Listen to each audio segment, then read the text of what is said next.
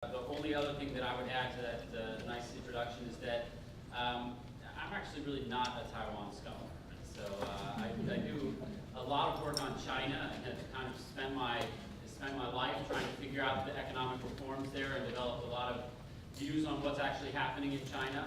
And occasionally I do get drawn into conversations about Taiwan, but it's, I sort of view myself larger as a China scholar and scholar of the Chinese economy. And so when I was asked to come talk about this, I laid the groundwork for that caveat, but I was told that this group actually likes to have a diverse set of conversations about things, and I actually do have some very clear opinions on certain things that I think are relevant for the relationship between Taiwan and China. And so what I'd like to do is, as we're going through this, I'm going to mostly set up what my views are for the Greater China area on embedding this a little bit in my work on China's economic reforms, and then draw up what the implications are of that for the Taiwan issues. So the first thing that I would just like to say, that some of this stuff is discussed in a series of books that I have, sort of seems like the oldest new book project I've ever had, because it just keeps being the same book that comes out year in, year off. Probably it's on the third or fourth edition at this point. But it's allowed me to actually think about these issues in kind of a broader audience and step away from the more technical academic issues that have dominated a lot of my career. Now, so as I said, I'm going to start out by just talking a little bit about China and what my views are on China and what really drives the economic development in China, and then think about what that actually means for the Taiwan question. So this is a story that everybody at this point knows very well. We read about it in the press ad nauseum. It's, we know that this story of this country, the massive population that was on the verge of bankruptcy in 1978, somehow rose from the ashes and became the second largest economy in the world, and sometime around 2016 or 2017, barring some kind of catastrophic thing or barring Gordon Chang being right all along, we're going to see China become the largest economy in the world. And that, in some sense, is an inevitability that has been explained in a variety of different ways. People have talked about it being the result of a deep, cheap labor pool. People have talked about it being the result of currency manipulation. But the numbers don't lie at this point. I think we're pretty clear that this is actually what is going to happen. And of course, these aren't just about numbers. These are about what the true feel of this entire environment is. It's about the fact that, as a graduate student, I can stand at this vantage point in the early 1990s and look out across the Hu River and basically just see that TV tower and a bunch of broken down factories and some rice fields. And today it is a science fiction-esque, futuristic landscape that actually has completely transformed how we understand the process of economic development. It's truly a remarkable economic development story.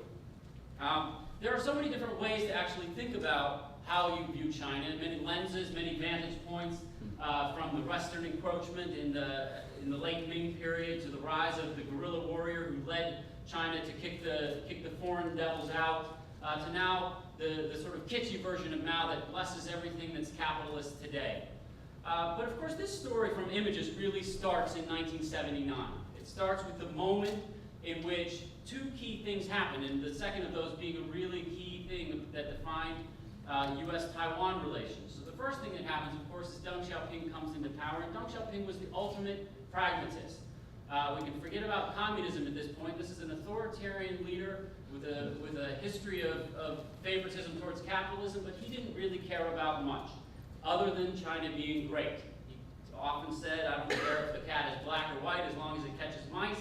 And that mouse is global capitalism. That ability to actually be great has to do with where China was going to go in the future. And he comes over and he visits 3 cities in addition to Washington and really thinks deeply about what those issues are from a symbolic perspective, but also a practical perspective going forward. He goes to Seattle because he wants to visit Boeing and see what high-tech manufacturing looks like. He goes to Atlanta because he wants to see what a truly dominant global consumer company is in Coca-Cola. And of course he goes to Houston because he knows that if China is truly going to be great, they better be launching rockets in 20 or 30 years, which they did. But you can really sort of see the prescience of this guy that was still running around in Mao suits and still looked like a communist at heart. He was truly a remarkable leader, if authoritarian for sure, but he was a remarkable individual in terms of what he saw as the future of China. Now, of course, right along with this moment, you have these parallel things happening because you have Jimmy Carter signing the Normalization Act, and then you have Congress passing the Taiwan Relations Act, right? And so you have this dynamic, this tension that's set up between these three countries or these three areas, these three geopolitical units that we still see to some extent today, although I would argue, and I'd love to hear much more from you, but by the time we get to the question and answer, my view is that a lot of those issues have gone away for a very specific strategic reason that China has really emphasized, for better or for worse. Now, of course, the big moment changes at this point in time, right? Most people don't remember this picture as well as they remember the Deng Xiaoping and Jimmy Carter picture because we had other things on our mind in this September 18, 2001. This country was rocked with a whole variety of other things that we were worried about, and so China's accession to the WTO happened relatively quietly. But this was a moment, if you were a China scholar, you started to see the world quake from a business perspective. It was also, if you remember correctly, a very interesting year in terms of what the relationship between China and the United States was playing up to be. So in spring of 2001, George Bush made the gaffe of saying we would defend Taiwan if Beijing invaded, which sounded reasonable enough, but then you had Colin Powell on Good Morning America saying, oh, he didn't mean that, he doesn't really actually understand the policy, he doesn't understand the implications. But it looked very much like George Bush really was setting China up to be the new Cold War foe. We needed a new enemy if the military-industrial complex was going to proceed in the favorable ways that it had. And then, of course, September 11th happened and the world changed in dramatic ways, and this kind of tension went away. But what actually happened is that something that had begun a decade earlier in terms of China's strategic approach to how to deal with the Taiwan question or the Taiwan problem through economics would continue and it would pick up speed. And so I think this moment is a really important stepping stone in sort of a 20-year process in which the issue has really been subsumed under economics. And of course, the greatest coming out party we've ever seen happens in 2008, and the world is joyous and thinking about how great things are going in Asia. But maybe not.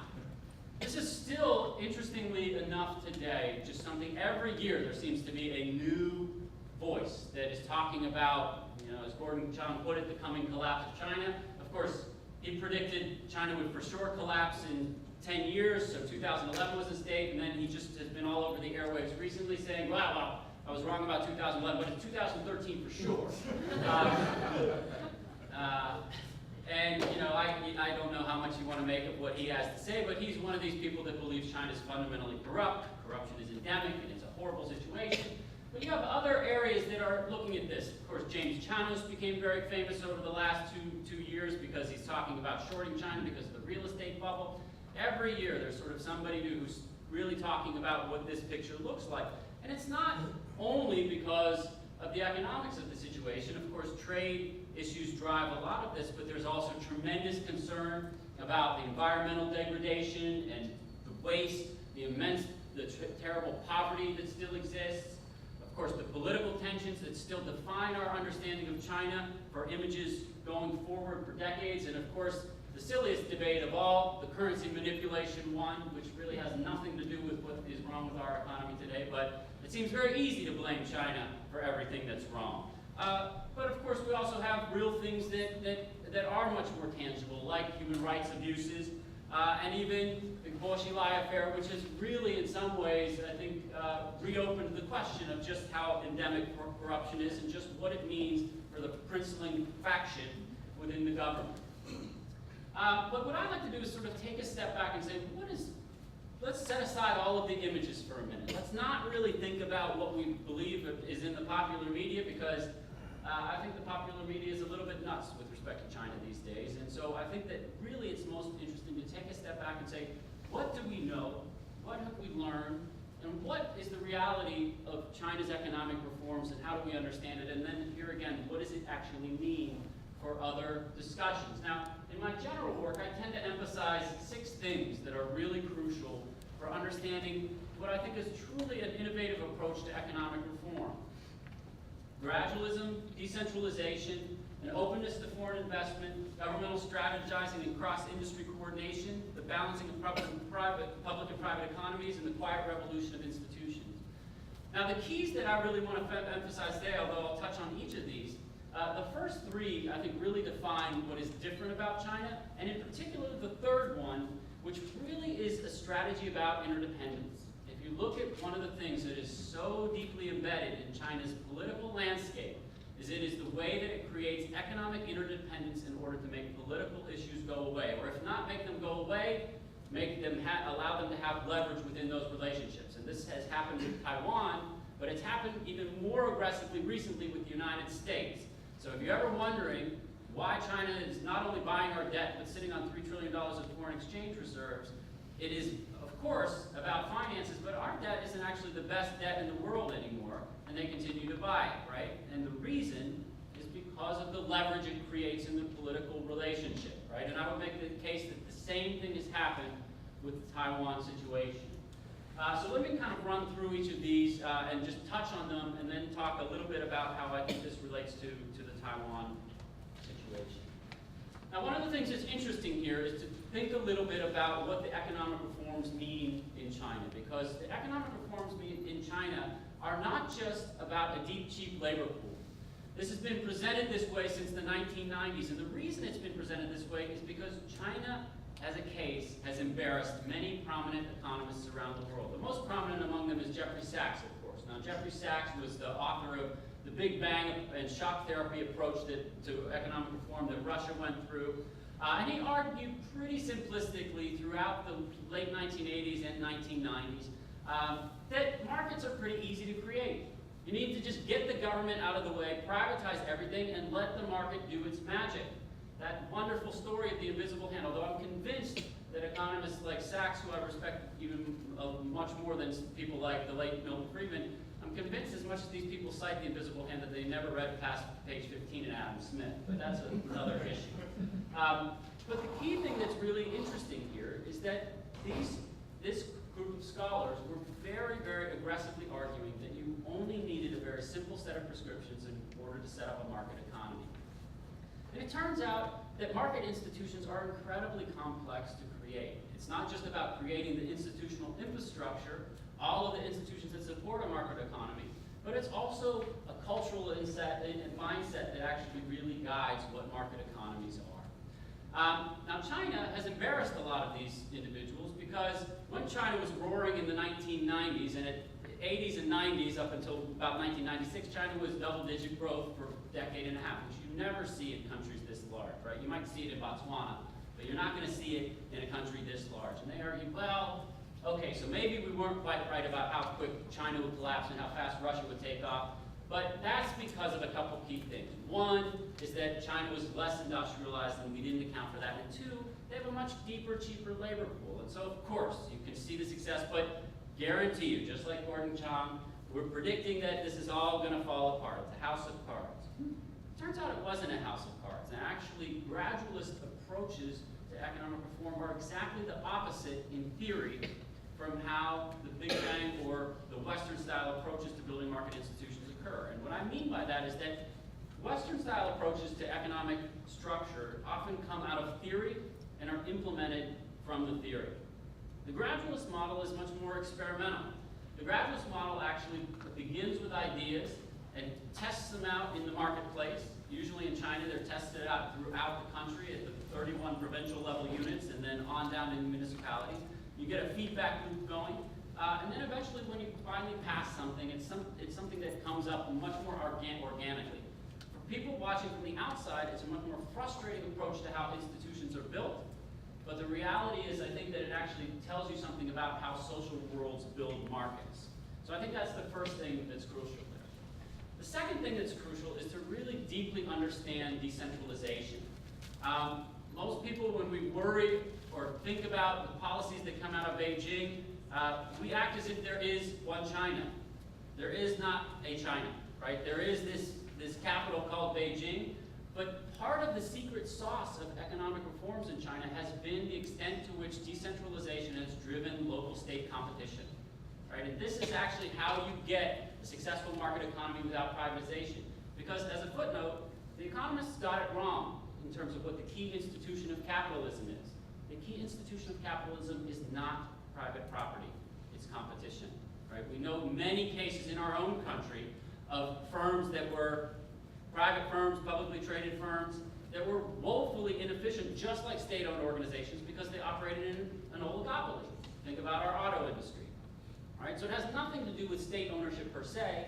What it has to do with is the level of competition and the level of innovation. And you can have competition and innovation with or without private property, as long as you create the right competitive infrastructure within the markets. So China was a very, very decentralized place from very early on, and it continues to be so today. And this actually is, I think, what is at the heart of some of the most exciting and dynamic aspects of China as a capitalist economy. One thing that I always like to note here that it's really important to understand is just how important the second-tier cities are in China. So often when I talk to investors that want to know how to crack the China market, and I say, well, where are you going? What are you thinking? And you still, 30 years into this process, you hear the standard litany of Shanghai, Beijing, Guangzhou, maybe Hong Kong, but without realizing that actually most of the dynamic growth, and including the wealth growth in China, by the way, is happening in the second-tier and even third-tier cities. Places like Suzhou, Chengdu, these Xi'an, Dalian, these places are really where a lot of the action is, and you have this very dynamic public-private partnership that occurs at the state level that creates a whole lot of transformative value within the system. Now, of course, the comparison between China and the United States on where you have these kinds of dynamics allows you to understand why this economy is so much more dynamic than ours, but it's an important. Now, the third thing that I just like to emphasize is the ways in which partnerships and interdependence are driven through the process of foreign investment. Now, typically when we think about foreign investment in China, we think about three areas. We think about the goal of opening up markets, and so orientation towards the export market. We think about the transfer of technology, or put less nicely, the ripping off of IPR. And a third part of the way we think about this is the flow of managerial control, the diffusion of ideas, right? How to actually build a firm in a capitalist economy. The piece that's often missed is in many ways, I think, the most important piece, which is the creation of political interdependence. China is not the expansionist power that it's often portrayed to be. It does have very clear ideas on its sovereign rights as a nation, and that brings in the discussions about Taiwan and Tibet. But the reality is that in every one of these cases that we see where there's tensions, there is a tremendously powerful underlying agenda of building economic interdependence to mollify political problems. Right, and so that's, I just think, a crucial thing to think about here. Now, I'll just very quickly mention these other two and then jump into the discussion about Taiwan. I think it's incredibly important to remember just how important cross-industry strategizing is. You see a tremendous amount of this happening both in Taiwan, in China, but throughout East Asia. I'm actually an expert witness on a case right now that I just find to be an appalling case by the United States, but it's one that is really built on the idea of just how broad cross-industry strategizing is as a practice throughout all of East Asia.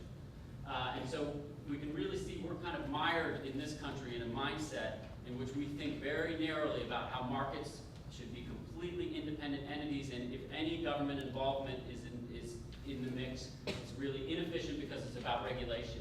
And what we typically forget is that countries like Germany, South Korea, a lot of East Asia, and even our own country in the 1950s, 60s, and 70s were built on cross-industry strategy and coordination. And it just boggles my mind today of how negative we think about these issues in the United States. Now, the final thing, I misquoted it in here, but I must have pulled it out as a slide. But I think it's important also to think not just about the public-private partnerships, which I think was my fifth point, and then the sixth point is really thinking about the fact that there is actually a quiet institutional revolution that's happening in China today. So when we think of China as being this authoritarian government in which the oligarchs are all corrupt and holding on to power, we miss a lot of the groundwork that is being laid about an institutional transformation in China. Now, I will note one caveat here that I get more and more nervous about every day. I've been a big advocate of it, acknowledging how much transformation is going on in China and that China will be is headed towards a democracy and will be a democracy one day, and I think the evidence for that in the 90s and early 2000s was very clear. But it was clear for one reason. It was because Zhu Rongji was the greatest technocratic leader that China has had in the last 30 years. Zhu Rongji, in my opinion, was a true closet Democrat because he never talked about democracy, but if you look at the battery of laws and institutions that were passed under his watch, you can see a very clear march towards this kind of institutional transformation. Today, it's a lot less clear, and I think that because Zhu Rongji and Jiang Zemin also, of course, but because they were much stronger leaders than Hu Jintao and Wen Jiabao, we're seeing a big backslide in this area. So I think it's a little bit of a nervous time. Now, let me jump into what I think is most important for this group, because I think that it's really important now to kind of frame this in a way that really explores what the issues are with respect to Taiwan. Now, the key issue here for me is that, of course, whenever I end up discussing Taiwan, I'm, again, no expert on Taiwan, but I know the history well enough, and usually have students that don't know the history very well. And so here I think we get into a very interesting kind of landscape of really thinking deeply about what it has been to think about Taiwan as an island just across the Taiwan Strait. Whether it is a sovereign nation, I think is one thing that has, of course, always driven these kinds of discussions. Whether it has ever been, I think, is an interesting thing to really discuss. But more important than this is to really think deeply about whether this political question actually matters today. Because today, make no mistake about it, there are about 1.1 million people from Taiwan, about 5% of the population, living on the eastern seaboard in China. And several of them, many of them, are some of the wealthiest business people in Taiwan. And so I think if you look at this transformation and the ways in which China opens its doors to Taiwan right after the Tiananmen massacre, you see this very dramatic transformation that has basically made it the case that the wealthiest elite within Taiwan have a much different set of economic interests than they did prior to 1990.